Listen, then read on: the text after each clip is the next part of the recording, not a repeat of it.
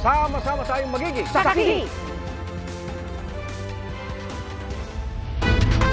Relieve sa pwesto ang isang pulis sa Rizal matapos makuha na ng video na naglabas ng baril sa nakagitgitang truck driver. Ating saksihan.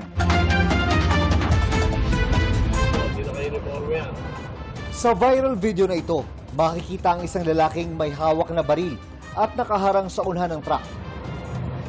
Magbabayaran ka sa akin. Ayon sa truck driver na kumuha ng video, nagpakilalang pulis ang rider na may baril. Pero nakasibilyan at nakatsinelas lang siya ng oras na yon. Galit daw ang rider na nagsabing nagit-git umano siya ng truck. Ang videong yan umabot na sa mahigit 3 milyong views sa social media. Ang lalaking may baril sa video, kumpirmadong isang pulis na nakalistino sa Morong Rizal Municipal Police Station. Ayon sa Rizal Provincial Police Office, agad na nirelieve sa pwesto ang naturang pulis habang inihahanda ang isasampa sa kanyang kasong administratibo. Nandun naka-confine lang sa police station and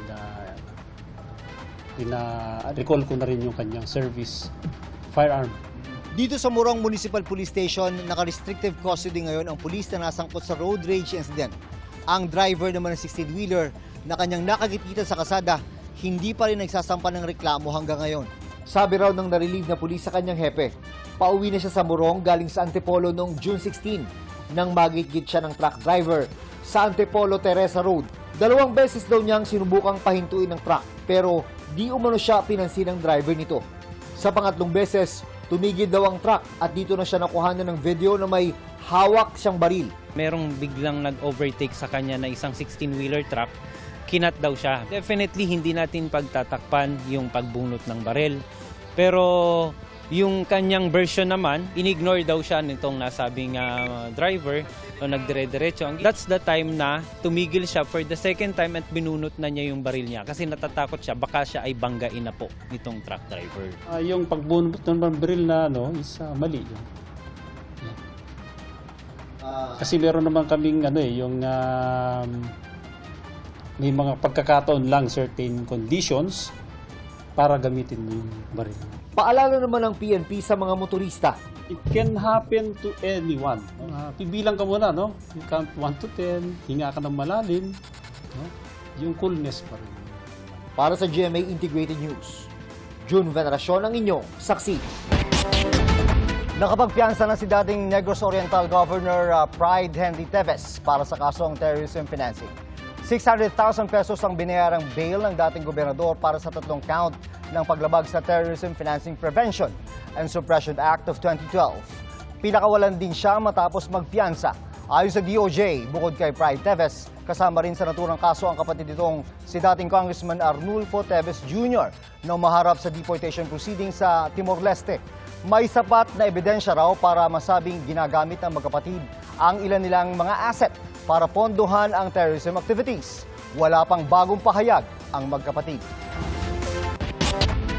Sa pagkala si Vice President Sara Duterte sa gabinete, sabi ng isang political analyst, malaya siyang makakapagsulong ng kanyang mga advokasya at lumihis sa polisiya ng administrasyon.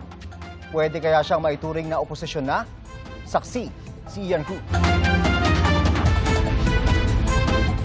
Earlier today, June 19, 2024, I sought an audience with the President and tendered my resignation as the Secretary of Education effective July 19, 2024. Hanggang sa susunod na buwan pa mananatiling kalihim ng edukasyon ang nag-resign na si Vice President Sara Duterte. Pero hindi pa rin malinaw ang dahilan ng kanyang pagbibitiw. Kanina, kinumusta ko ang bise at ang kanyang matalinhagang reply sa text, isang Bible verse. Sabi ng ilang source, wala ang bise kanina sa central office ng DepEd sa Pasig kahit sa tanggapan ng OVP sa Mandaluyong. Tikom din si dating Pangulong Rodrigo Duterte at iba pang miyembro ng pamilya Duterte. Ang Pangulo na namahagi ng tulong kanina sa mga magsasaka, mangingisda at kanilang pamilya sa Surigao del Sur, hindi nagpaunlak ng panayam. Sa pagkalas ng bise sa gabinete ng Pangulo, ano nang magiging papel niya sa gobyerno? Itinuturing pa man ding spare tire ang Vice Presidency. Nakasaad sa saligang batas na sakaling mamatay, mabaldado, mapatalsik o magbitiw sa tungkulin ng nakaupong Pangulo, Vice-Presidente ang papalit at magsisilbi sa kanyang nalalabing termino. Bukod dito, wala nang ibang nakasaad sa saligang batas na responsibilidad ang Vice President. Maaari raw magbago ang mandato ng Vice kung babaguhin din ang saligang batas. Pero kahit ngayon pa lang, ayon sa political analyst na si Professor Aris Arugay, pwede pa namang makapagsulong ng mga advokasya si VP Sara ng labas sa gabinete. Paglaban sa communist insurgency, peace and order, nakadepende to kung how much resources o budget ang ibibigay sa kanya ng ehekutibo at lehislatura. Nakita natin nakarang administrasyon hindi masyadong binibigyan ng resources yung Office of the Vice President under VP Leni Robredo. Kaya kailangan niyang magkaroon ng ibang creative at innovative ways of mobilizing resources. Mas malaya na rin daw ngayon si VP Sara na lumihis sa pulisiyang nais ng administrasyon. Dati ang kritisismo sa kanya, bakit iba yung posisyon mo? Miyembro ka ng gobyerno mismo, bilang miyembro ng gabinete. Wala na yon. Wala pa rin pahayag ang bise, maging sa magiging relasyon nila ng Pangulo sa gitna ng tila umaasim na turingan ng kanilang mga angkan. Sabi nga ng ilang dating opisyal ng Duterte administration, posible umanong maging oposisyon si VP Sara. Pero ayon sa Liberal Party, may dalawang pakahulugan ng oposisyon para sa Pangulo. Maaring dahil iba sila ng paniniwala at ideolohiya o kaya'y dahil iba sila ng partido. Si Vice President Sara ay pwedeng i-assume niya ang partisan opposition to the administration of President Marcos Jr. Ngunit, ang tunay na oposisyon, ang ideological and consensus opposition ay mananatili sa Liberal Party of the Philippines. I think there is no ideological affinity between the Liberal Party and Vice President Sara Duterte. Para sa GMA Integrated News, Ian Cruz ang inyong saksi. Mahigit 100 dayuhang arestado sa Pogo sa Porac, Pampanga. Pinapadeport sa utos sa Executive Secretary Lucas Bersamin na chairman ng Presidential Anti-Organized Crime Commission o PAOK. Pinaayos na ito sa Department of Justice at Bureau of Immigration. Ilalagay rin sila sa blacklist para hindi na sila makabalik sa Pilipinas. Hindi naman sakop ng utos ang mga dayuhang ihaharap sa criminal proceedings. Iniutos ni Bersamin na maglabas ang Anti-Money Laundering Council ng freeze order sa Pogo. Bukod sa buong compound, at 46 na gusali sa loob nito. Sasakupin din ng utos ang lahat ng assets ng Lucky South 99 sa compound na nauugnay sa iligal na gawain. Wala pang pahayag ang Lucky South 99. Desisyon sa hiring na dagdag sahod sa Metro Manila, posibleng ilabas sa Hulyo.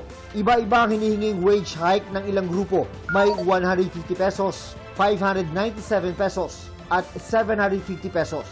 July 2023 huling nagka-aumento sa minimum wage sa Metro Manila. Nakasalukuyang nasa 610 o 573 pesos depende sa sektor. 40 pesos lang ang idinagdag noon na kulang pa rin umano at di sumasabay sa paglago ng mga negosyo. Nauunawaan niya ng Confederation of Wearable Exporters of the Philippines o CONWEP. Pero hirap din daw ang kanilang sektor kaya hiling nila huwag munang magtaas ng sahod sa loob ng isang taon. Babala naman ng Employers Confederation of the Philippines kung masyadong malaki ang wage hike, baka umatras ang mga foreign investor dahil lalaki ang gastos sa pagnenegosyo. Target ng simulan sa Hulyo ang Bigas 29 program na layong magbenta ng murang bigas. Pero kung sino-sino lamang ang maaaring bumili, alamin sa pagsaksi ni Bernadette Reyes. Sarado na ang tindahan ng 29 pesos na kilo ng bigas sa Kadiwa Market sa Quezon City nang dumating ang 79 anyos na si Lolo Rolito. Nagtaksi pa naman siya para lang mahabol ito sa paniwalang mababawi ang pamasahe sa matitipid sa bigas na abot 50 pesos kada kilo sa palengke. Ang problema, wala na pala kami makuhang bigas. Disappointed ako. Pero wala tayong magagawa kundi tanggapin na lang, kulang eh. Dismayado rin ang mga nagpunta sa Kadiwa Store sa Bureau of Plant Industry sa Maynila na karamihan may edad na. Hindi rin kasi sigurado kung kailan darating ang murang bigas doon. Anong gagawin namin dyan sa gulay kung wala namang bigas? Sabi, isadya namin dito talaga yung bigas kasi murang halaga po. Limitado pa rin kasi ang supply ng murang bigas. Pero sa Hulyo, target ng ilunsad ang Bigas 29 program. Inaprubahan na kasi ng National Food Authority Council ang pagbibenta ng aging o nalulumang buffer stock na bigas ng NFA basta maayos pa ang kondisyon at pwede pang kainin. Yung aging rice natin, 3 months for rice and 6 months for palay, ini-ensure ng ating kagawaran na maganda yung quality ng ibebenta. Ito yung 29 pesos na bigas na mabibili dito sa Kadiwa Market. Ang bawat pack naglalaman ng 3 kilo. Pero sa sandaling ma-roll out na ang Bigas 29 program, ang magiging alokasyon, 10 kilo kada household kada buwan.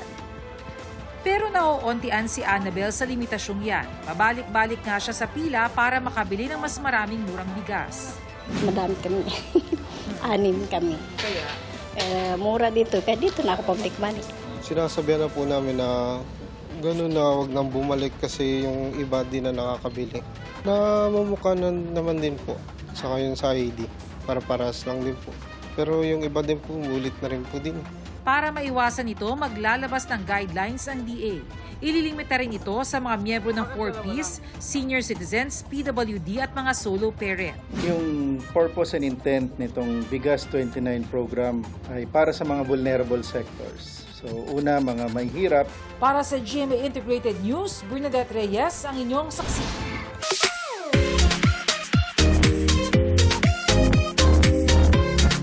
Muling binuksan sa publiko ang isang simbahan sa Batangas na napinsala po ng pagputok ng Bulkang Taal noong 2020. Kung trip nyo namang mamitas ng mga ubas, pwedeng dumayo sa Pangasinan. Makibiyahing saksi kay John Ponsoy ng GMA Regional TV 1 North, Central Luzon.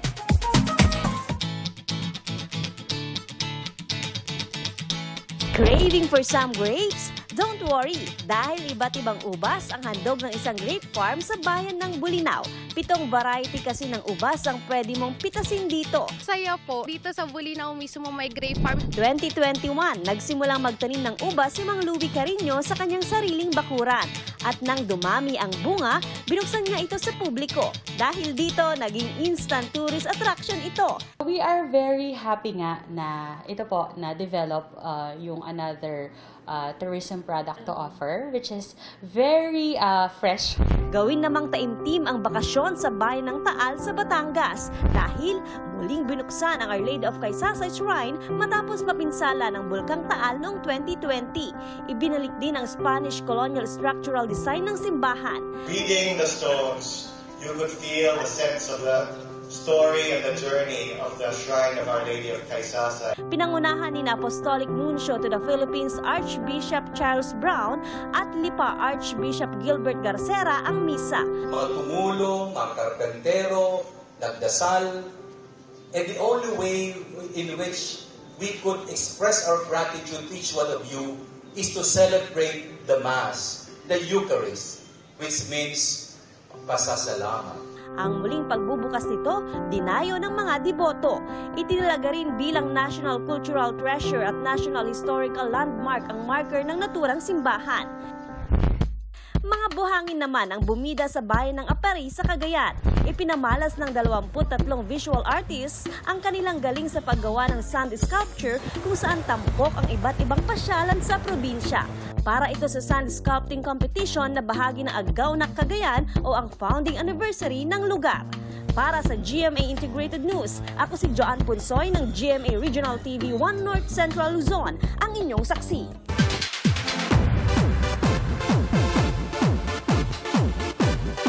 Samantala, very grateful ngayon si Bea Alonzo dahil sa iba't ibang blessings. Kasama riyan ang good feedback na natatanggap sa teasers at vlogs ng kanilang upcoming series na Widow's War. Kwento ni Bea, overwhelming ang comments ng netizens sa teaser pa lang. Excited din siyang ipalabas ito dahil big fan siya ni Direk Zig Dulay na hahawak ng series. Sabi pa ni Bea, pinaghirapan nila ito ng kanyang co-star na si Carla Abellana. Bumiyahe pa raw sila ng malalayong filming locations para sa serye. Mapapanood sa July 1 ang Widow's War sa GMA Prime.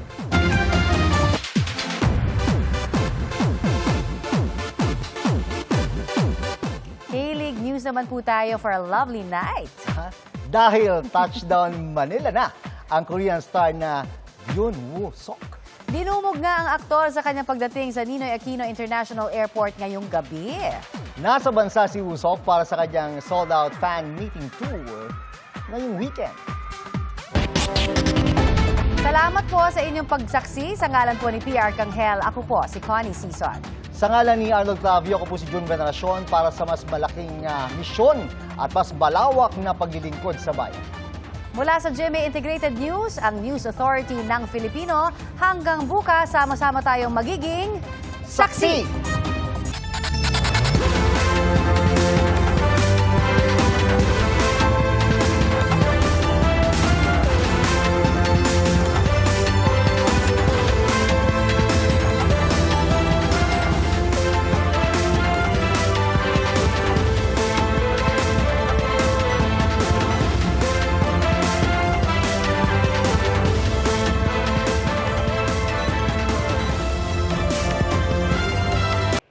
Mga kapuso, sama-sama tayong maging saksi.